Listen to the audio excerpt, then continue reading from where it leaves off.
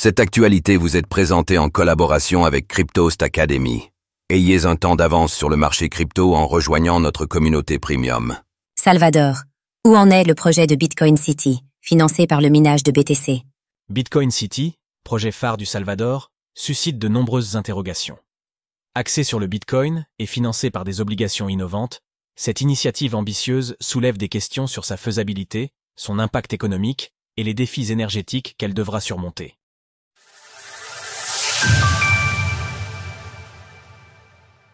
Le chantier colossal de la Bitcoin City au sud du Salvador. En 2021, le Salvador devenait le premier pays à adopter le Bitcoin comme monnaie légale. Aujourd'hui, il reste le seul à avoir franchi ce cap, mais de nombreux pays en Amérique latine, ainsi qu'ailleurs dans le monde, montrent un intérêt grandissant pour la méthode Bukele.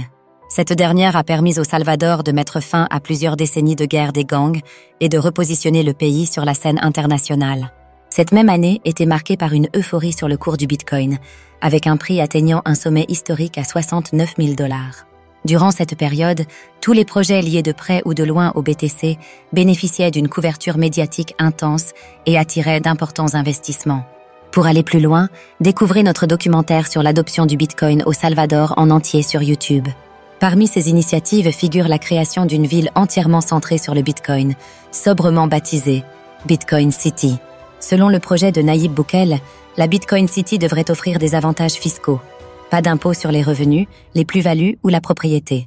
La ville serait conçue autour de Bitcoin, en l'intégrant comme pilier central de son économie, que ce soit pour favoriser les transactions commerciales en BTC ou pour exploiter le minage alimenté par l'énergie géothermique du volcan Conchagua. Le coût total de cette initiative est estimé à 17 milliards de $. Pour financer sa construction, le président Nayib Bukele a annoncé le lancement des Volcano Bonds, obligations volcaniques. Ces titres financiers visent à lever plusieurs milliards de $, promettant aux investisseurs un rendement annuel de 6,5% sur une période de 10 ans. Quelques mois plus tard, alors que l'euphorie du bull run s'était dissipée, le gouvernement a dû faire face à la réalité des défis d'un tel projet. Celui-ci s'est avéré bien plus complexe que prévu, nécessitant non seulement plusieurs années, voire des décennies, pour construire les centrales géothermiques, mais aussi pour moderniser les infrastructures autour de la ville, notamment les ports de La Union et d'Acajutla. Au mois de novembre 2024, l'équipe Cryptost s'est rendue au Salvador pour observer et expérimenter l'adoption du Bitcoin dans le pays. Cette immersion a donné naissance à un documentaire, désormais disponible sur notre chaîne YouTube. Quel avenir pour le minage de Bitcoin au Salvador? Lors de notre voyage au Salvador, nous avons rencontré Francisco Avila, ingénieur salvadorien et dirigeant d'une entreprise spécialisée dans les projets d'énergie solaire photovoltaïque. Francisco nous a confirmé que le projet de minage et de création de la Bitcoin City est bien plus complexe que ce qu'avait présenté le gouvernement, principalement en raison du coût élevé de l'électricité au Salvador. Celui-ci oscille de 8 à 12 centimes de dollars par kilowattheure pour les gros consommateurs et atteint 30 centimes de dollars pour les particuliers. À titre de comparaison, en 2024, l'électricité coûtait 25 centimes d'euros, soit environ 26 centimes de dollars, en France pour les particuliers. Pour le minage de Bitcoin, ce tarif reste trop élevé pour garantir une quelconque rentabilité. En effet, la concurrence dans le secteur du minage de Bitcoin est extrêmement forte. Aujourd'hui, les mineurs les plus rentables exploitent l'excédent d'électricité produit par les centrales, une énergie qui serait autrement gaspillée. Cette disponibilité d'énergie excédentaire explique leur capacité à obtenir des coûts de production beaucoup plus faibles. Pour creuser le sujet, découvrez comment le minage de Bitcoin influence le secteur de l'énergie. Bien que 80% de la production électrique du Salvador provienne d'énergies renouvelables, le pays reste fortement dépendant du pétrole, qui représente 52% de sa consommation énergétique totale. Cette dépendance contribue à maintenir les prix de l'électricité élevés, malgré une part de 40% d'énergie renouvelable dans la consommation totale.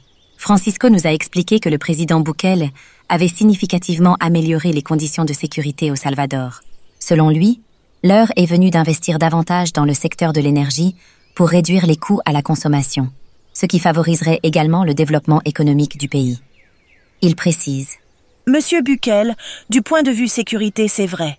Il a changé énormément de choses. Maintenant, on peut dire qu'on est passé d'un pays avec peu de sécurité à un pays super tranquille.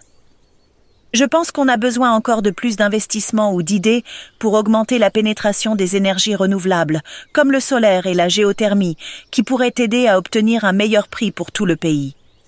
La création de la Bitcoin City est un chantier titanesque, nécessitant le développement de nouvelles centrales électriques, notamment géothermiques. Toutefois, le délai requis pour construire ces infrastructures pourrait dépasser le temps nécessaire pour que la ville atteigne une taille suffisante pour consommer l'énergie produite. Le minage de Bitcoin pourrait alors jouer un rôle clé, pas seulement en rentabilisant cette énergie excédentaire, mais aussi en contribuant au financement des chantiers.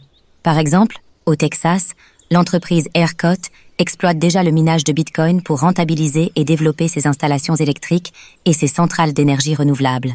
Le minage agit également comme un consommateur flexible, permettant de stabiliser le réseau lors des pics ou creux de demande. Cela a permis d'éviter les blackouts qui avaient par le passé laissé une partie de la population texane sans électricité pendant des périodes de grand froid. D'autres entreprises à travers le monde suivent cet exemple, notamment au Japon, en Russie et en République démocratique du Congo. Salvador, premier pays à avoir adopté Bitcoin comme monnaie légale, pourrait également tirer parti de cette approche. Retrouvez toutes les actualités crypto sur le site cryptost.fr.